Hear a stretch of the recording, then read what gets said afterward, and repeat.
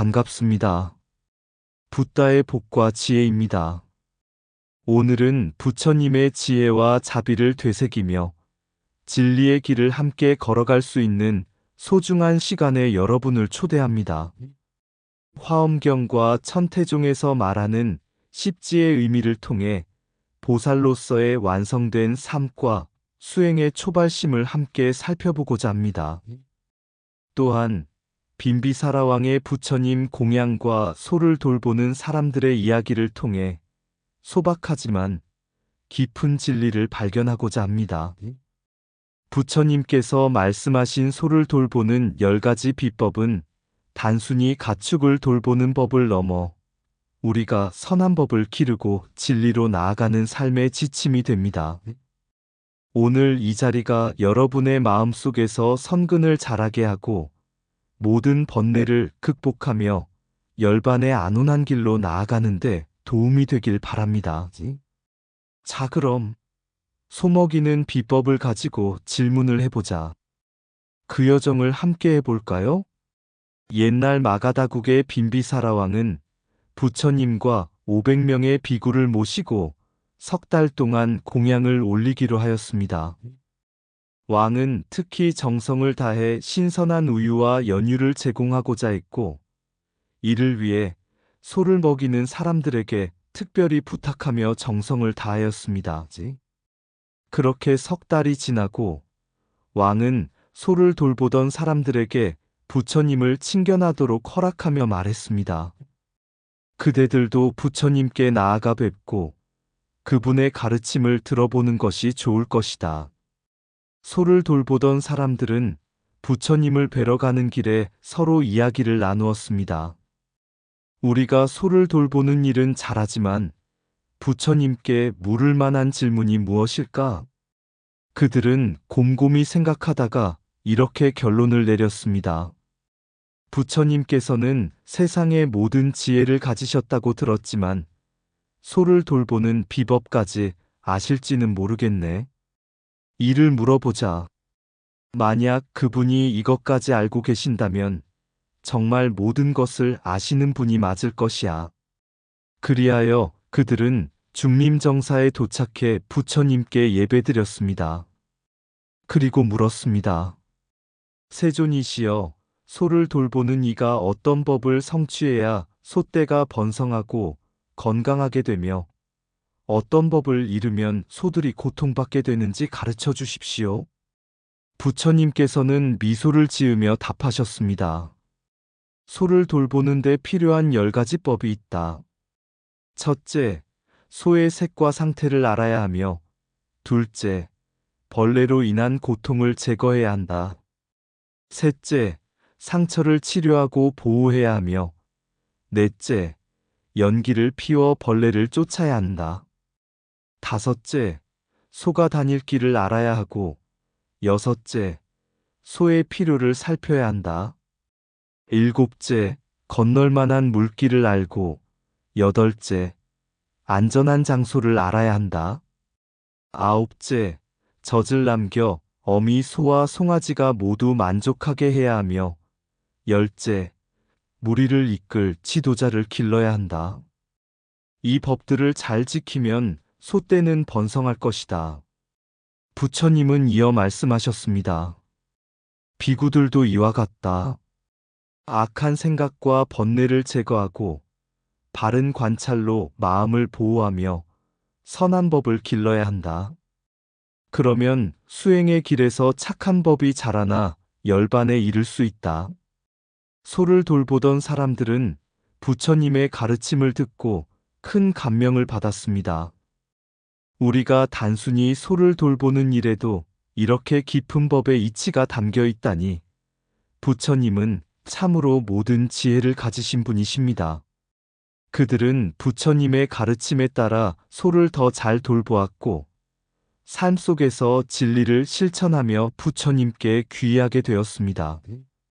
작고 평범해 보이는 일도 부처님의 가르침 안에서는 진리의 빛을 발합니다.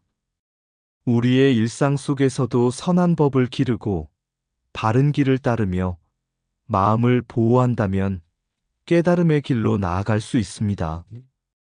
옛날 한 산골 마을에는 두 명의 보살이 있었습니다. 한 사람은 화엄경의 보살로 모든 존재와 조화롭게 어우러지는 깨달음을 추구하였고, 다른 한 사람은 천태종의 보살로 교리와 수행의 체계를 통해 깨달음으로 나아가고자 하였습니다. 이들은 함께 산 정상에 있는 깨달음의 성지로 가는 여행을 시작했습니다. 화엄경의 보살은 길을 오르며 주변을 둘러보았습니다. 산 아래 흐르는 강물의 맑음, 들판에서 일하는 농부들의 땀방울, 새들의 노래에서 모든 존재가 서로 연결된 진리를 보았습니다. 그는 혼잣말로 말했습니다. 모든 존재는 서로 돕고 의지하며 하나의 법계로 통합되어 있구나. 내가 깨달음을 얻는 것은 곧 모든 중생이 함께 깨달음을 얻는 것이니라.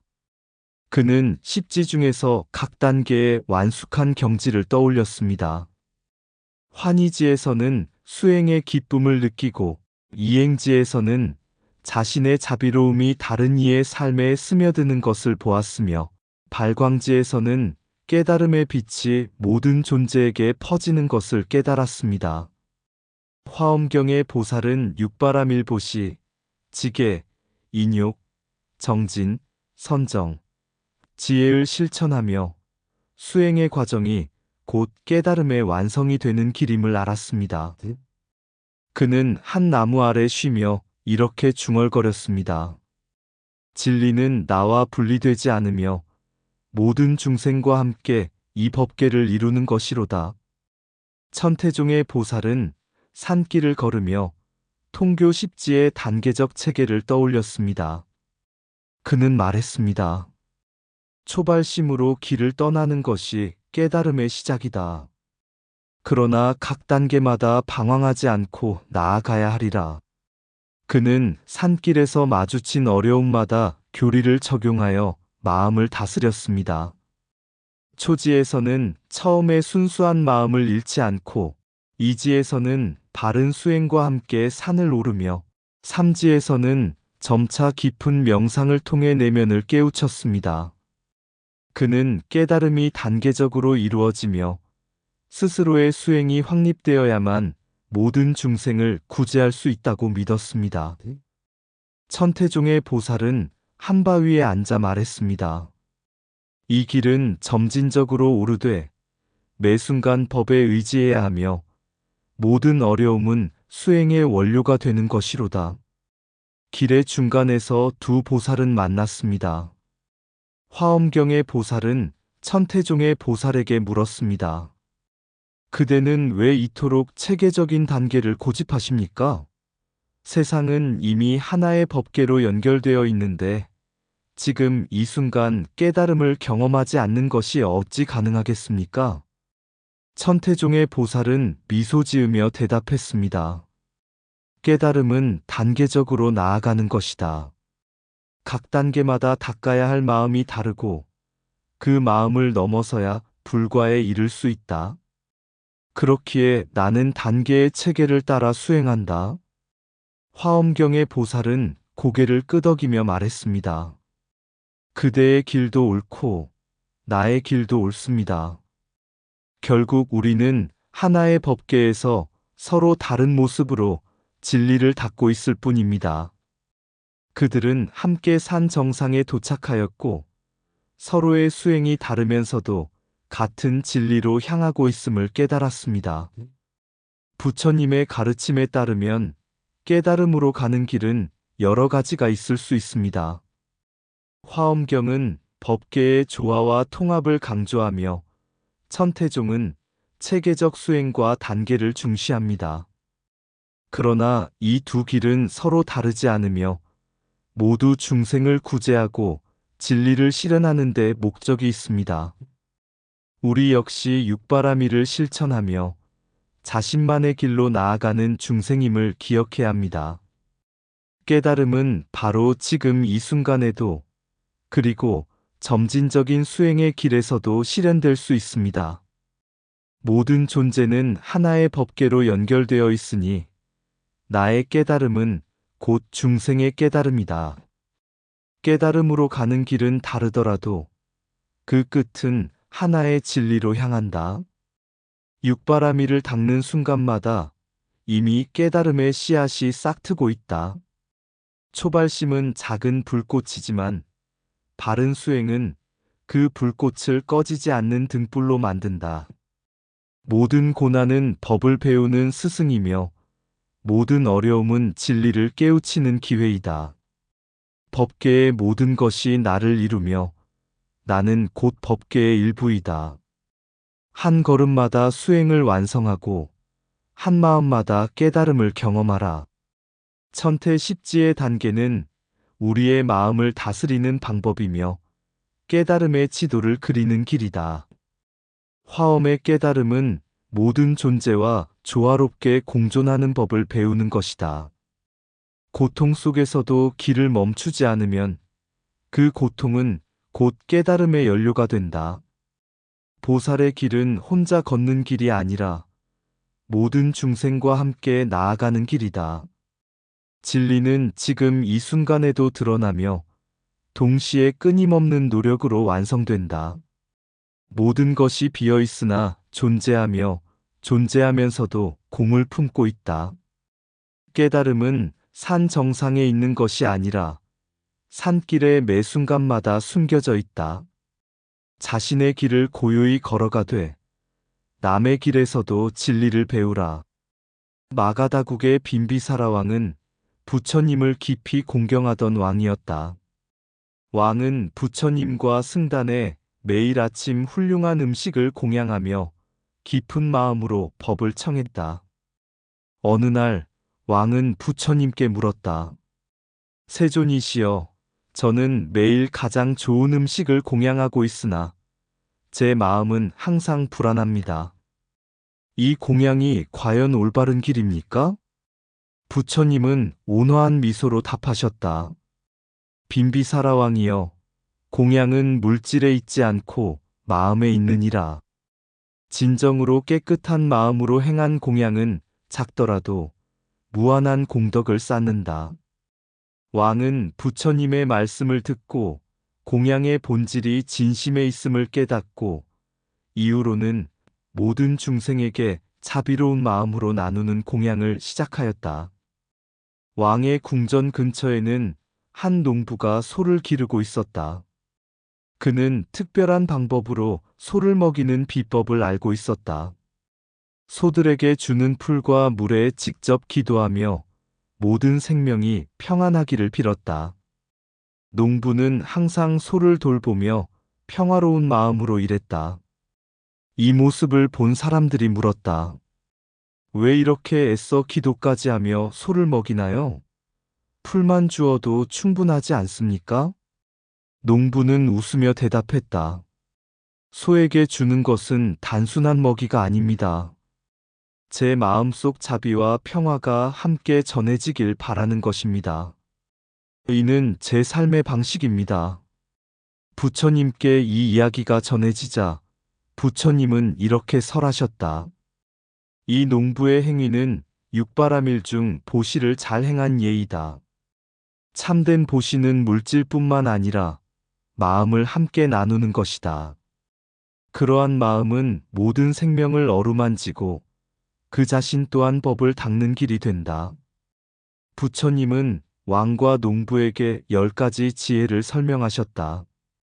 지혜로운 이는 모든 현상을 분명히 보고 그 본질을 이해하며 올바른 길로 나아간다. 이와 같이 중생의 모든 질문에 대답하며 고통을 소멸시키는 길을 제시하느니라. 그 중 한 가지, 인과의 지혜를 통해 부처님은 말씀하셨다. 소를 사랑으로 돌보는 농부의 행위는 좋은 과보를 낳으며 그의 평화로운 마음은 모든 존재에 영향을 미친다.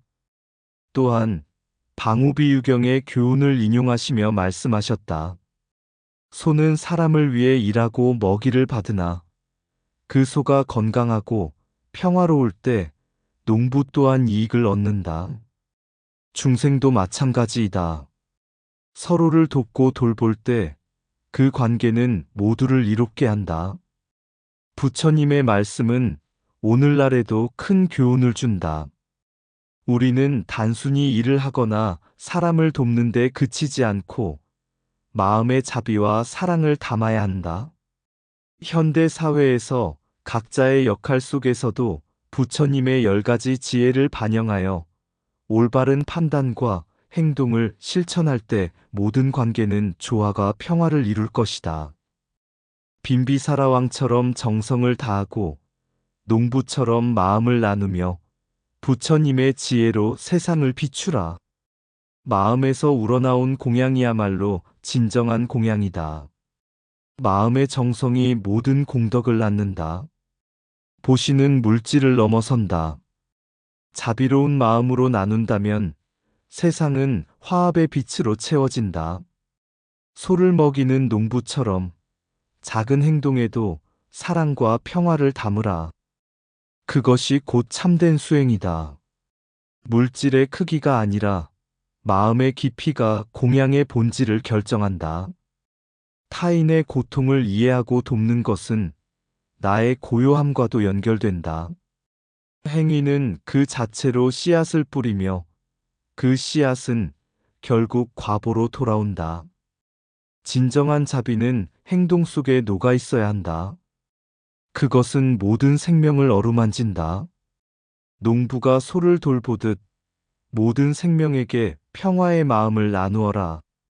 그 마음은 끝없는 공덕으로 이어진다. 육바라밀의 길은 마음을 닦는 데서 시작된다. 그 끝은 모든 존재의 이익이다. 누구든지 다른 생명을 위해 마음을 쓰는 이는 이미 보살의 길을 걷고 있다. 지혜는 인과를 깨닫는 데서 온다. 자비로운 행위는 곧 선한 과보를 낳는다. 부처님의 10가지 지혜는 우리의 삶을 비추는 등불이다. 그것으로 인과를 보고 길을 정하라. 빈비사라 왕처럼 진심으로 나누는 이는 그 자신도 더 큰 평화를 얻는다.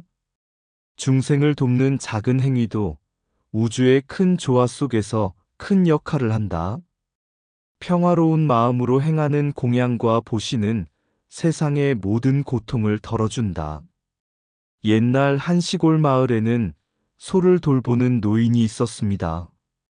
그는 자신의 소가 푸른 들판에서 건강하게 자라도록 정성껏 돌보았지만 소가 가끔 길을 잃거나 잘못된 길로 들어서는 일이 생기곤 했습니다.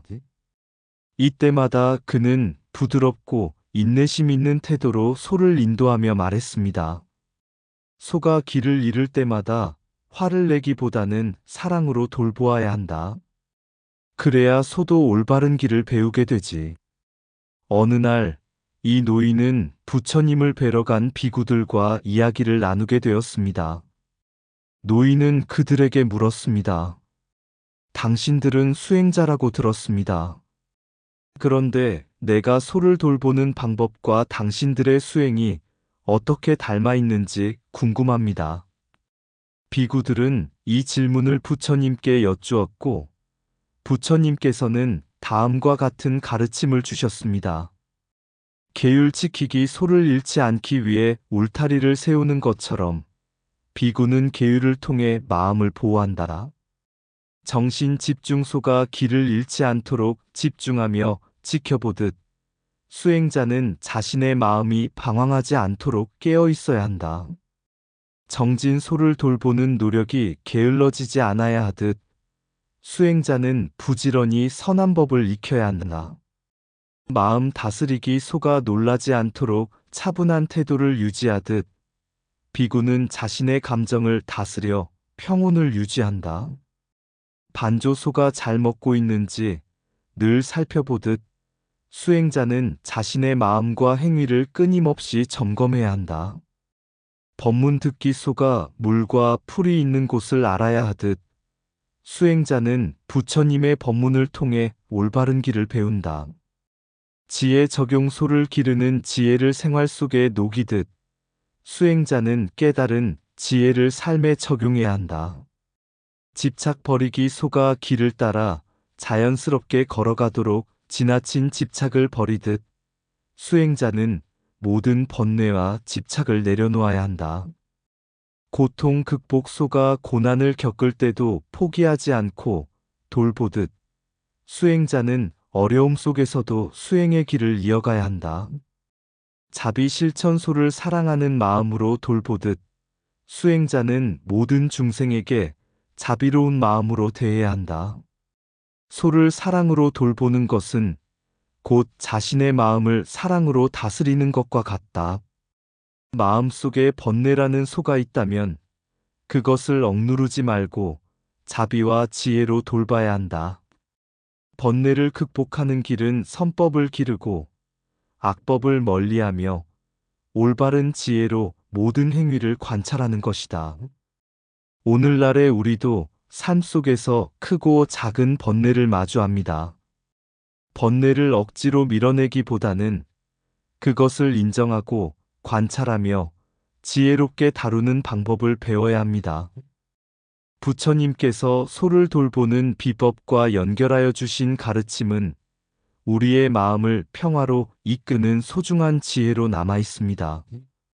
마음을 다스리는 자는 소를 돌보는 목자처럼 인내와 자비로 모든 것을 품어야 한다. 길 잃은 소가 제 길을 찾듯 방황하는 마음도 올바른 수행으로 본래의 자리로 돌아온다. 소가 울타리 안에서 안전하듯 계율은 마음을 보호하는 가장 든든한 방패다. 소를 사랑으로 돌보듯 번뇌로 얼룩진 마음도 지혜로 보살펴야 한다. 선한 법은 푸른 들판과 같아 마음이 그곳에서 자라야 풍요로워진다. 번뇌는 다스릴 대상이지 억누를 대상이 아니다. 자비로 돌보면 스스로 사라진다. 소가 자연스럽게 길을 찾도록 믿음을 주듯 우리는 마음의 자율성을 존중해야 한다. 마음은 잘 길들인 소와 같다. 올바른 지혜로 다스리면 어디든 갈 수 있다. 소를 위해 매일 푸른 풀을 준비하듯 수행자는 날마다 선법을 기르도록 노력해야 한다. 고난 속에서도 소를 포기하지 않듯 어려움 속에서도 수행의 길을 멈추지 말라. 번뇌는 길 잃은 소와 같아도 자비와 지혜로 인도하면 다시 평화로 돌아온다. 마음을 돌보는 일은 소를 기르는 일과 같다. 사랑과 관심이 없다면 방황할 뿐이다. 행동을 돌이켜보는 자는 목자가 소를 살피듯 늘 깨어있는 사람이다. 울타리 없는 목장은 위험하듯 계율 없는 삶은 마음이 방황하는 길이다.